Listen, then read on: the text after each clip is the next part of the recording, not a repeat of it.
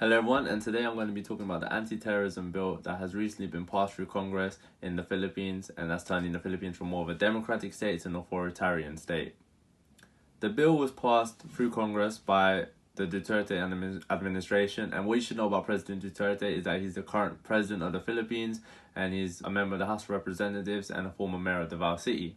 Now, a bit of history about President Duterte and what he's like, if you're unaware of his sort of ethics and his morals, is that he's allegedly associated as a member of the DDS, which is the Davao Death Squad, and what they did is they executed many people that were smuggling drugs or committing crimes in the city of Davao.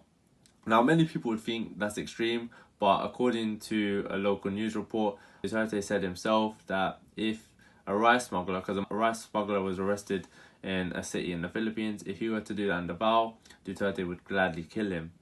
Now, that's just to get an idea of what President Duterte is like. Now, to understand the corruption in the Philippines and what's going on, is that the Philippines is ranked 113th out of 180 nations in the Corruption Perception Index. Now, that is 18 places lower than what the Philippines were ranked before the Duterte administration. Furthermore, according to the World Press Freedom Index, the Philippines is ranked 136 out of 180 nations in terms of world press freedom. And that is freedom in terms of the media, news, etc., etc. All sorts of media. Now, to get an understanding of how low that is, Afghanistan, a country who is war-torn since as long as I can remember, before I was born, 4 decades there's been wars going on in Afghanistan. They are ranked 122nd in terms of world press freedom, and the Philippines is ranked below them. Now, that's just to give you an idea of what's been going on in the Philippines in terms of their media restrictions and in terms of the corruption. Now, let's talk about the bill. There's been a few amendments to the bill, and the first amendment I'd like to bring up is the definition of terrorism and terrorist has been loosely defined. And the reason why they've been loosely defined is so that they fit the description of what the government views as a terrorist. And what Duterte administration views as a terrorist is anyone who goes against their administration. So you can be talking on the streets, talking about the government, what your political views are, and if you say anything negative and maybe a police or military officer overhears you, you can be facing up to 12 years in prison just for sharing your views. Furthermore, another amendment to the bill is that the number of days a person can be detained without a warrant has been extended to 14 days and is extendable by 10 more days. So the police officers don't even need a warrant to detain you.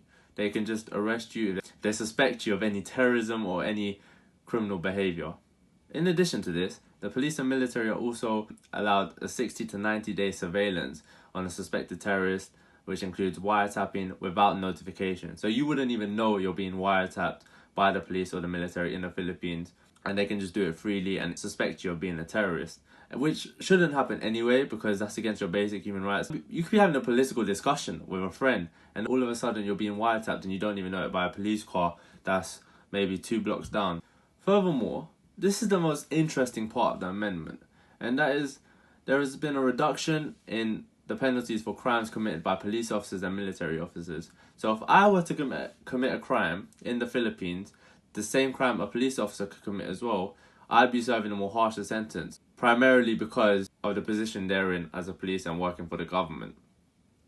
Make it make sense. As you can see, that is removing the basic human rights of citizens of the Philippines, and they need our help now more than ever. There has been protests across the Philippines, especially in large cities like Manila, where people are maintaining social distancing, but they're protesting against this anti-terrorism bill because they want their basic human rights, because everyone deserves basic human rights, no matter what colour of your skin, because there's a lot been going on in terms of the Black Lives Matter movement as well. So basic human rights are also being taken away from citizens of the Philippines.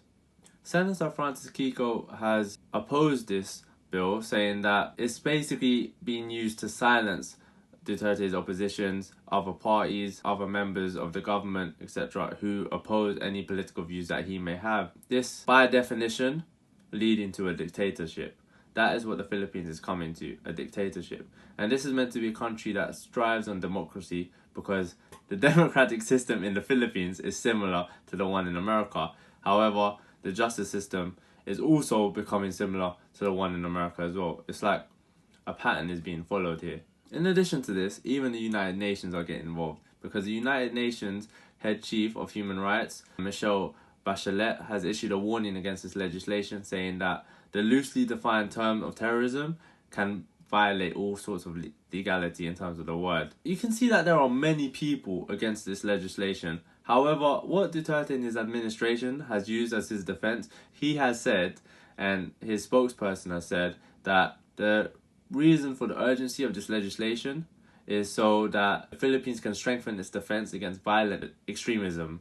Me personally, my mum is Filipino, so I don't want to see any members of my family in the Philippines get hurt by this, get affected by this, because I want everyone in the world to have basic human rights, especially people from where I come from, where my family comes from.